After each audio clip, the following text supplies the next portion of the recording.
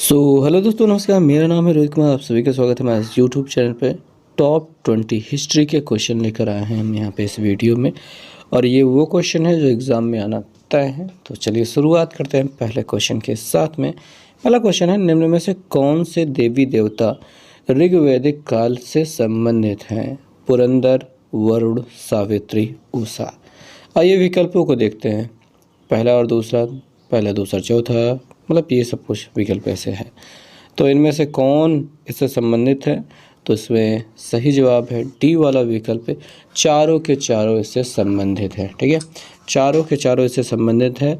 और अगर अब बात करें तो उस काल के तो देवता इंद्र रहे हैं, वरुण रहे हैं, उषा रही हैं, पुरंदर हैं, सावित्री हैं और अश्वनी हैं, मारुत हैं और आदि प्रमुख देवी देवताएं हैं जो ये सब इस समय से संबंधित हैं। दूसरा प्रश्न है कि एक पत्थर के शिलालेख में अशोक ने कर के बारे में बताया हुआ शिलालेख कौन सा है? इसका सही जवाब है सी वाला विकल्प, रुमिंडी स्तंभ शिलालेख। नेक्स्ट क्वेश्चन पे चलते हैं। दोस्तों, तीसरा क्वेश्चन है कि गुप्त काल के बारे में कौन सा कथन गलत है? पहला वाला कथन देखेंगे, गुप्त काल विज्ञान, तकनीक, अभियांत्रिकी, कला, साहित्य, गणित, तर्कशास्त्र और ज्योतिष आदि के क्षेत्र में अत्यधिक उन्नत के लिए जाना जाता था। तो ये बात तो सही है भाई।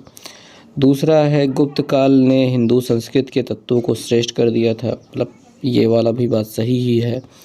ज़्यादा सोने के सिक्के गुप्त काल में ढले थे, तो ये भी बात सही है। तो चौथा वाला विकल्प है कि गुप्त काल में सोने के भंडार अन्य पूर्ववर्ती कालों से अधिक पाया गया था। तो ऐसा बिल्कुल बात नहीं है भैया, पूर्ववर्ती कालों से अधिक सोने का भंडार नहीं था, बट हाँ सिक्के उन्होंने भर भर के बनाए थे। तो ये डी वाला विकल्प अपना सही है, मतलब जो कथन गलत है।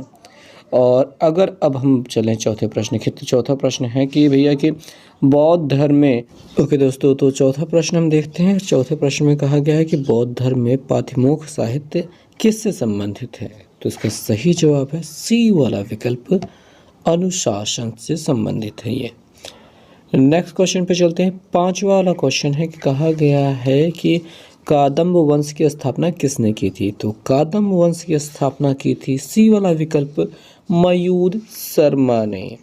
नेक्स्ट क्वेश्चन पे हम चलते हैं।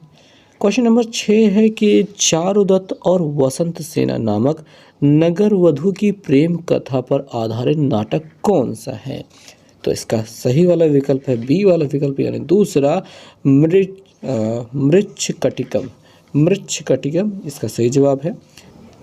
नेक्स्ट क्वेश्चन है कि निम्न में से बाणभट्ट ने किसे महाराजा धीराज और हूण नामक सियारों के लिए एक शेर है ऐसा कहा है? तो इसका सही जवाब है सी वाला विकल्प, यशोवर्मन। नेक्स्ट क्वेश्चन है कि बृहद्रथ किसका सेनापति था? इसका सही जवाब है ये पहला वाला विकल्प, पुष्पमित्र शुंग का सेनापति बृहद्रथ था। दोस्तों, नेक्स्ट क्वेश्चन है, नवा प्रश्न कहा जा रहा है वाजसनेयी किस वेद से संबंधित है? तो इसका सही जवाब है यजुर्वेद से संबंधित, सी वाला विकल्प आपका सही है। अगले क्वेश्चन पे चलेंगे। 10वां नंबर क्वेश्चन कहा गया है कि निम्न में से किसे जय काव्य या फिर जय संहिता भी कहा जाता है? जय संहिता किसे कहा गया है? तो आप सभी जानते हैं, इससे चिरपरिचित है भैया, महाभारत को जय संहिता या जय काव्य कहा गया है और इसके रचयिता महर्षि वेद व्यास हैं।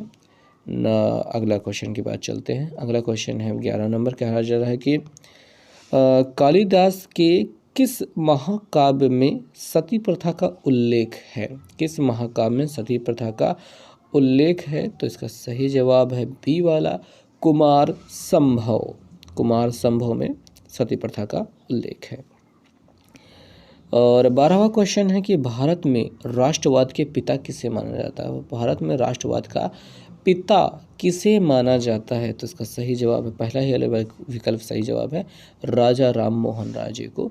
राजा राम मोहन राय जी को माना जाता है भारत के राष्ट्रवाद का पिता। दोस्तों, नेक्स्ट क्वेश्चन है 13वां नंबर क्वेश्चन। कहा गया है कि निम्न में से किसे आर्थिक राष्ट्रवाद का पथ प्रदर्शक माना जाता है? आर्थिक राष्ट्रवाद का पथ प्रदर्शक, तो इसका सही जवाब है बी वाला विकल्प आर.सी. दत्त को।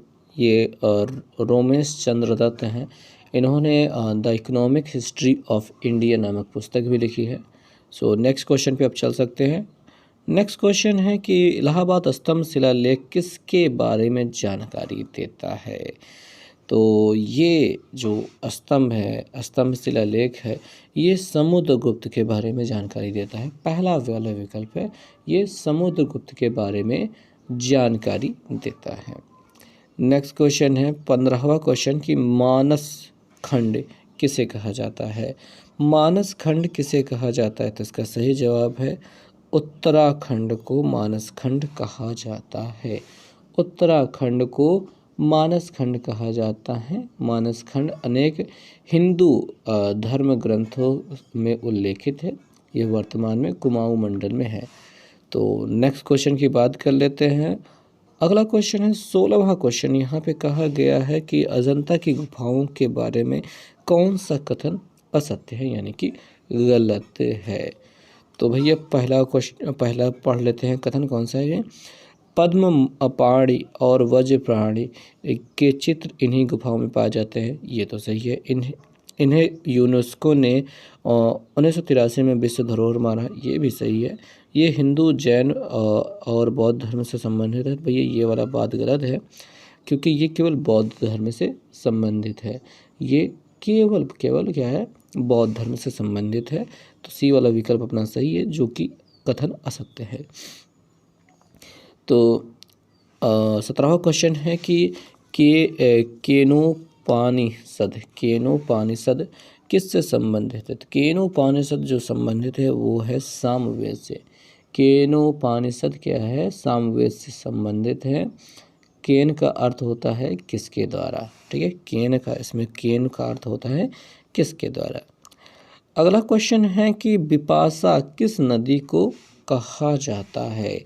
बिपाशा, ठीक है। बिपाशा ब्यास नदी, ब्यास, ठीक है, सेम टू सेम उच्चारण हो रहा है ना। तो बिपाशा ब्यास नदी को कहा जाता है। 19वां क्वेश्चन है कि किस काल में शून्य और दशमलव प्रणाली की खोज की गई थी। तो इसका सही जवाब भैया दशमलव प्रणाली और इसकी खोज तो भैया आर्यभट्ट ने की थी। आर्यभट्ट किससे संबंधित है, किस काल से संबंधित है? तो ये संबंधित है गुप्त काल से। गुप्त काल के दौरान ने आर्यभट्ट ने शून्य का आविष्कार किया था। और बारहमीर ने दशमलव प्रणाली की खोज की थी। तो गुप्त काल को स्वर्ण युग कहा जाता है। यहाँ पे अनेक वैज्ञानिक और चिकित्सीय खोजें हुई थी। तो ये बहुत ही महत्वपूर्ण काल रहा है। सो नेक्स्ट क्वेश्चन पे हम चल सकते हैं। 20वां और आखिरी क्वेश्चन है, जो कि है कि निष्क शब्द किसके लिए प्रयोग किया जाता है। निष्क शब्द किसके लिए प्रयोग किया जाता है। तो निष्क शब्द प्रयोग किया जाता है मुद्रा के लिए। किसके लिए? मुद्रा के लिए। और निष्क प्राचीन भारत की एक स्वर्ण मुद्रा थी, ठीक है, स्वर्ण मुद्रा। और निष्क का अर्थ होता है स्वर्ण मुद्रा। तो इसका उल्लेख भास्कराचार्य ने किया था। तो निष्क का मतलब होता है मुद्रा, यानी कि सोने की मुद्रा। सो दोस्तों, बस इसी के साथ ये पूरा 20 प्रश्न होते हैं समाप्त। आई होप आपको वीडियो पसंद आया। वीडियो कैसे लगा कमेंट करके बताइएगा। वीडियो को लाइक कीजिएगा, चैनल को सब्सक्राइब कीजिएगा। मिलेंगे नेक्स्ट वीडियो में, तब तक के लिए बाय।